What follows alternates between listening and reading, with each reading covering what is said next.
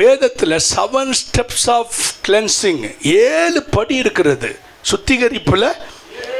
முதலாவது படி, டக்கு டக்குன்னு எடுக்கிறேன் கேளுங்க. முதலாவது படி word of God and prayer. எல்லாம் சொல்லுங்க, word of God and prayer cleanses us. கர்த்தருடைய வார்த்தையும் ஜபமும் நம்மளை சுத்திகரிக்கும். 1 தீமோத்தி, எல்லாமே வசனத்தோடு தான் நான் சொல்கிறேன். 1 தீமோத்தியின் புஸ்தகம் 4ஆம் அதிகாரம் 5ஆம் வசனம் நோட் பண்ணிக்கோங்க. வீட்டில் போய்ட்டு அந்த பாயிண்டெல்லாம் நீங்கள் ஆண்டவர்கிட்ட சொல்லி, ஆண்டவரே இதெல்லாம் நான் ப்ராக்டிஸ் பண்ண எனக்கு கிருபை தாங்க. நம்ம வாழ்க்கையில் இருக்கிற சில காரியங்கள் கிளியரன்ஸ் ஆகணும்னா சுத்திகரிப்பு ரொம்ப முக்கியம். எல்லாம் சொல்லுங்கள், சுத்திகரிப்பு ரொம்ப முக்கியம். யோசுவா 3:5 வாசிங்கள. யாராவது டக்குன்னு இந்த தீமோத்தியில் அப்படியே கை வச்சிருங்க. யாராவது யோசுவா 3:5 எனக்கு வசனமாக வந்தால் நான் சொல்லும் போது அதை நோட் பண்ணிக்கோங்க. யோசுவா புஸ்தகம் 3ஆம் அதிகாரம் 5ஆம் வசனம்.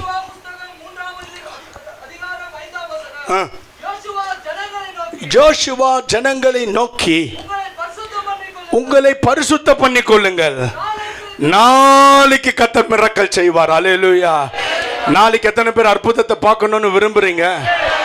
நாளைக்கு மிரக்கல், இன்றைக்கு சுத்திகரிப்பு.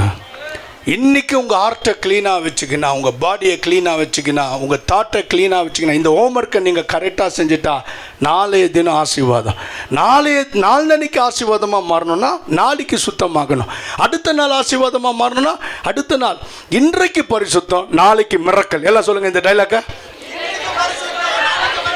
இன்றைக்கு கைகள் சுத்தமாக இருந்தா நாளைக்கு உன் கையில் கர்த்தர் அற்புதங்களை தருவார். தேவ பிள்ளைகளே, இன்றைக்கு பரிசுத்தத்தினால என்ன லாபம்? பைபிள் சொல்லுது, இன்றைக்கு உன்னை சுத்திகரித்துக்கொள், நாளைக்கு கர்த்தர் உனக்கு அற்புதத்தை செய்வார்.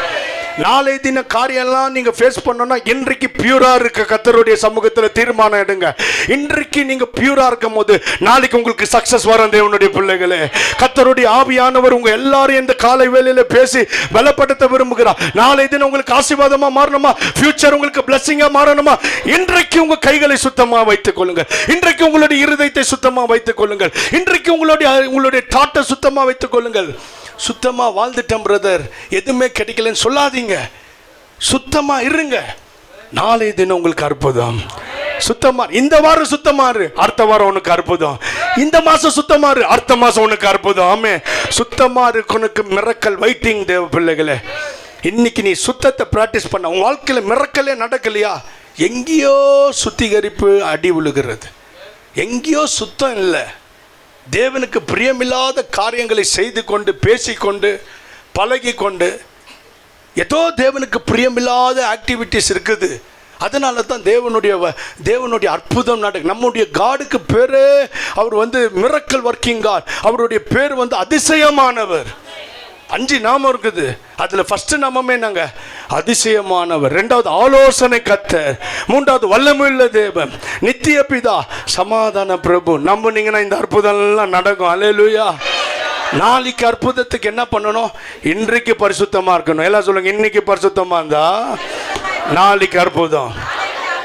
இன்னைக்கு உங்கள் லைஃப்பை க்ளீனாக வச்சுக்கல, தாட்டை க்ளீனாக வச்சுக்கல, வாழ்க்கையை உடம்பை க்ளீனாக வச்சுக்கல, உலகம் தர்றதெல்லாம் அனுபவிச்சுட்டு கெட்ட வார்த்தைகளை பேசிக்கின்னு, சினிமாவை பார்த்துக்கின்னு, உடம்பை வேசிதனத்துக்கு ஒப்பு கொடுத்துக்கின்னு, குடிச்சுன்னு, தம்மாச்சுக்கின்னு நீங்கள் இப்படி இருப்பீங்கன்னா இந்த தேவனால் உங்களுக்கு எந்த ஒரு மிரக்கலும் செய்ய முடியாது.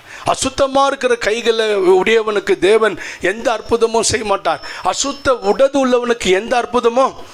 அதனால தான் ஏசையா கத்துகிறார், ஆண்டவரே என்னை கிளென்ஸ் பண்ணுங்க, என்னை சுத்திகரிங்க, ஆண்டவரே சுத்திகரிங்க. சபை எப்படி தெரியுமா இருக்கணும்? ஒரிஜினல் சபையோடைய அடையாளம் என்ன? தினமும் ஆண்டவர்கிட்ட பரிசுத்தத்தை கேட்கணும். பரிசுத்தம் உள்ளவன் இன்னும் பரிசுத்தமாகட்டும். ஏன்னா பரலோகம் போகிறவங்களுக்கு கூட பரிசுத்தம் இல்லாமல் தேவனை தரிசிக்கவே முடியாது. அப்போது சுத்திகரிப்பின் 7 படிகளில் முதலாவது படி, எப்படி ஐயா பரிசுத்தம் வருது? எந்த மார்க்கெட்டில் போயிட்டு நம்ம காசு கொடுத்து வாங்கலாம்? எவ்வளோ ரேட்டு கொடுத்து வாங்கலாம்? எந்த மார்க்கெட்லேயும் பரிசுத்தம் கிடைக்காது. எவ்வளோ ரேட்டு கொடுத்து வாங்க முடியாது. பரிசுத்தத்தை இந்த வேதமும் நீங்க பண்ணுகிற ஜெபமும் தருகிறது. தேவப்பிள்ளைகள், எவ்வளோ வசனத்தை கேட்கறீ அவ்வளோ உனக்கு பரிசுத்தம், எவ்வளோ ஜெபம் பண்றீ அவ்வளோ உனக்கு பரிசுத்தம். வசனமும் வசனத்துக்கு பின்னால பண்ணுகிற பிரேயரும் உன்னை பரிசுத்தப்படுத்தும். எல்லாம் சொல்லுங்க, வசனமும் வசனத்துக்கு பின்னால பண்ற ஜெபமும் உன்னை பரிசுத்தமாக்கிறோம். வசனம் இல்லாம பரிசுத்தம் டைரக்டா நீ ப்ரே பண்ண கிடைக்காது. வேதத்தை கேளாதபடி தன் செவியை விளக்குறவனுடைய ஜெபம் அருவருப்பு. நீ பைபிளை கேட்காம பரிசுத்தம் வராது. ஏன் நிறைய பேர் பரிசுத்தத்தில் ஸ்ட்ரகிள் ஆகுறாங்க? கேட்கறது இல்லை வசனம், அப்படின்னு கேட்கறது இல்லை. தங்களுக்கு ஜீவனை தருகிற வார்த்தை மேலே அவங்களுக்கு என்ன வர மாட்டேங்குது? பரிசுத்தத்தில் பயங்கர பிளெஸ்ஸிங் இருக்குது, விடுதலை இருக்கிறது, சமாதானம் இருக்கிறது, நிம்மதி இருக்கிறது. தேவ பிள்ளைகளே, வீட்டில் நல்லா நீங்கள் தூங்கி ஏந்திரிக்கலாம். தேவ பிள்ளைகளே, பரிசுத்தமாக இருக்கிறவன் தன் ஃபேமிலிக்கு ஆசீர்வாதமாக இருப்பான். தன் பரிசுத்தமாக இருக்கிற வீட்டுக்காரர் தன் மனைவி பிள்ளைகளுக்கு ஆசீர்வாதமாக இருப்பார். பரிசுத்தமாக இருக்கிற மனைவி தன் புருஷனுக்கும் தன் பிள்ளைகளுக்கு ஆசீர்வாதமாக இருப்பாங்க. பரிசுத்தமாக இருக்கிற ஊழியக்காரன் காங்கிரிகேஷனுக்கு ஆசீர்வாதமாக இருப்பான். பரிசுத்தமாக இருக்கிற லீடர் நேஷனுக்கு ஆசீர்வாதமாக இருப்பான். ஆமென். பரிசுத்தம் மோஸ்ட் இம்பார்ட்டன்ட். ஏனென்றால் கர்த்தர் என்ன சொன்னார்னா, நான் பரிசுத்தர். வேற எதுவுமே சொல்லல. அவர்கிட்ட எத்தனையோ நல்ல நேச்சர் இருக்குது, அதெல்லாம் சொல்லாம அவர் என்ன சொன்னார்? நான் பரிசுத்தர். அந்த பரிசுத்தம் எங்கிருந்து வருது? வாசிங்க. 1 தீமோத்தி 4 அதிகாரம் 5 வசனம்.